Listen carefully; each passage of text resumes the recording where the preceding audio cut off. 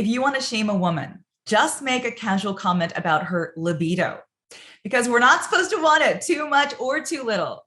If we aren't sexual enough, we're frigid. And then if we're too sexual, we're a slut. And if you're in a relationship, then your libido has to match your partner's exactly. If you want it more than him, you'll emasculate him. And if you want it less than him, you won't satisfy him.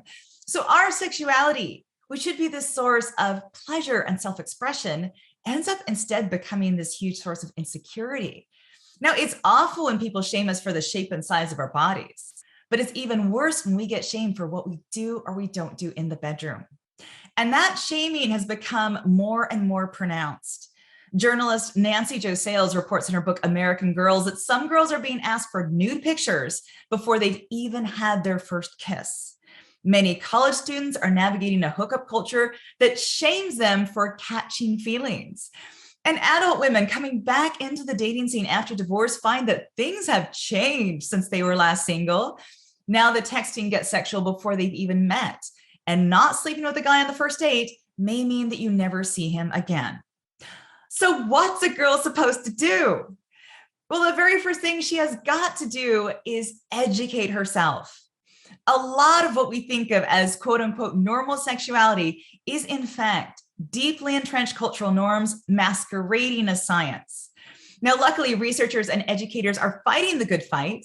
They're overturning hundreds of years of misinformation and empowering women to understand their bodies better than ever before.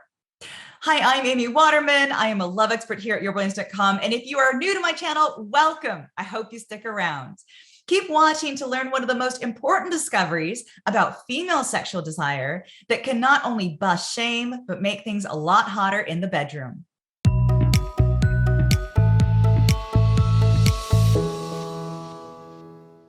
It shouldn't have taken this long to figure out that women's sexual desire does not work the same way as men's. Like, we know this intuitively, right? But until recently, we didn't have the language to tease out those differences. Now we do. And the first thing you need to know is the difference between spontaneous and responsive desire. Spontaneous desire is desire that seemingly comes out of nowhere. So you're sitting on the couch and your guy looks at you in that certain way and suddenly you're on fire. Or maybe you're talking to your guy just about something random and suddenly he grabs you around your waist and pulls you into his arms and kisses you like he can't get enough of you. So you know how guys can be up for sex at a moment's notice? Well, that is because 75% of men predominantly experience this kind of desire. All it takes is seeing an attractive woman or even just thinking about sex and their bodies respond instantly. Now, you've probably experienced spontaneous desire in the early days of a relationship when it felt like you couldn't get enough of your beloved. Or maybe that's how you felt back when you were young and horny. This kind of instantaneous desire is so romantic. It's cinematic. It feels like a great love story, but it does not describe the way 1/3 of women experience desire. So there's another kind of desire called responsive desire.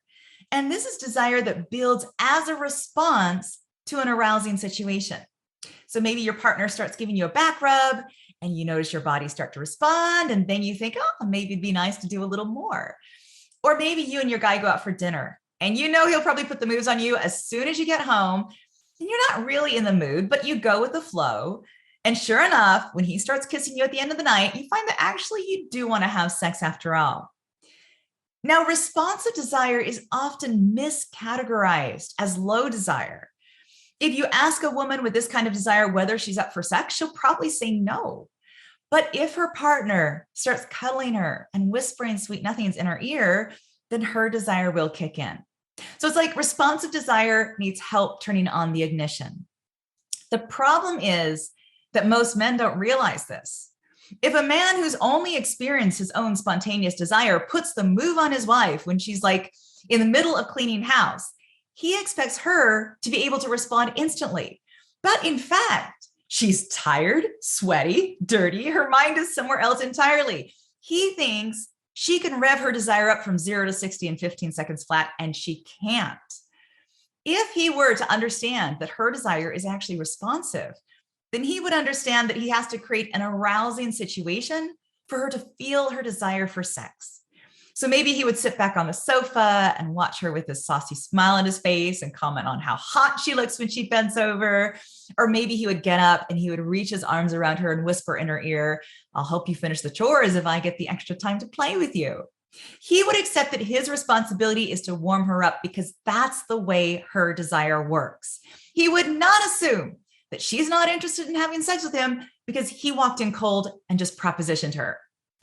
Now, if you're listening to this and thinking, "But I think I feel both ways at different times," then you're in good company, because 55% of women experience both spontaneous and responsive desire. So the key is to be able to communicate to your partner when you're not feeling sexual. Do you not feel sexual because you don't want sex? Or do you not feel sexual because the groundwork hasn't been laid for getting you in the mood? Understanding the difference between spontaneous and responsive desire can be a huge relief for men. Men often think that all sexual desire works like theirs.